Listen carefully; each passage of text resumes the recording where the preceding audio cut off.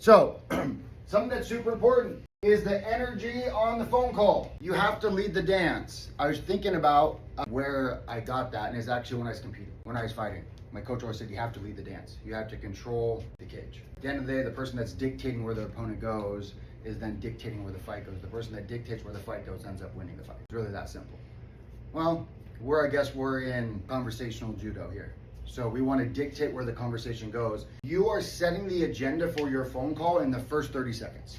So how many of you get 3 no A and B's or employer coverage, and then the next phone call you get, you have a piss poor attitude, and then your first impression with the customer is, you probably shouldn't be on the phone with me, or this is a waste of my time. And if it's a waste of your time, then it's a waste of whose time? The customer's time. Does that make sense?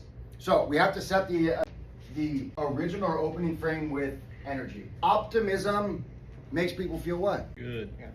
Happy, comfortable, optimistic. So if you, and it's not always, some people are a little bit more upbeat, and then some people are a little bit more slow and calm. But at the end of the day, they're controlling the energy on the conversation. So if you can control the energy on the conversation, what do you think that does to the customer's anxiety? It lowers it. And what do you think? Do you think people object to facts or they object to emotions? Emotions. They object to emotions. But yet we're trying to close with what? Logic.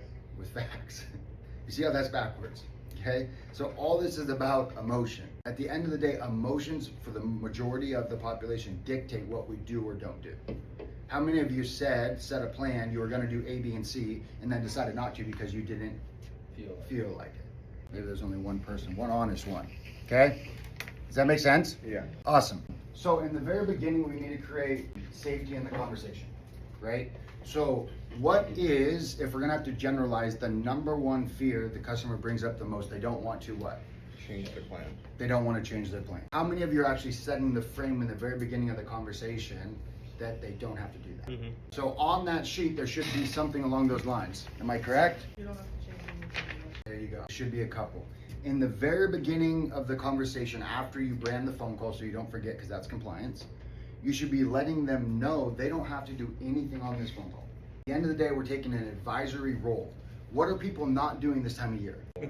They're not shopping this time of year. When do they shop? Beginning of the year, beginning of the During year. annual enrollment. And then when do they fix the mistakes of their shopping?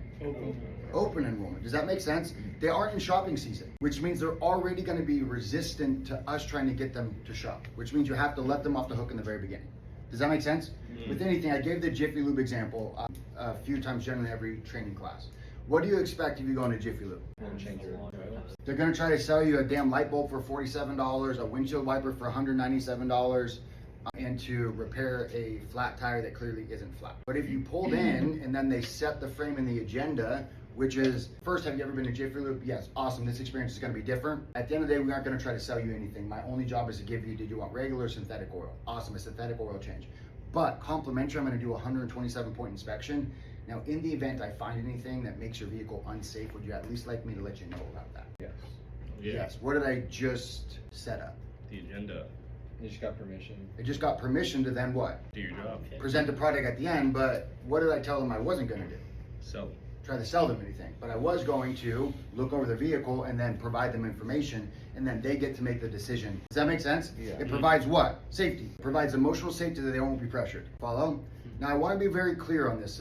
Some people here, oh, Blaine said don't pressure them. That doesn't mean if they say they want to think about it, we say okay. Clearly we missed something. There's a big difference between pressure and trying to understand, and we're in the trying to understand business.